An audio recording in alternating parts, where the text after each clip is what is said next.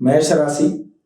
ఈ రాశి వారికి గురుగ్రహ సంచారం మార్పు సంభవించడం వల్ల ప్రస్తుతానికి గురువు అంత ఆనుకూల్యంగా లేడు.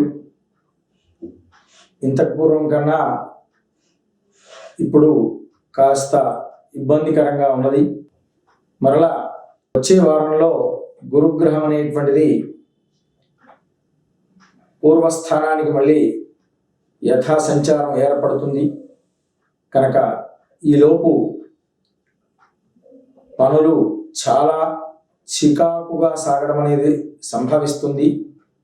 అలాంటివి సంభవించకుండా ఉండడం కొరకు మనము గురుగ్రహానికి ఆరాధన చేయండి. ప్రతి గురువారం సాతాళించిన శనగలు పంచిపెట్టండి. అంతేగాక విష్ణు సహస్రనామ పారాయణం ప్రధానంగా చేసుకోండి.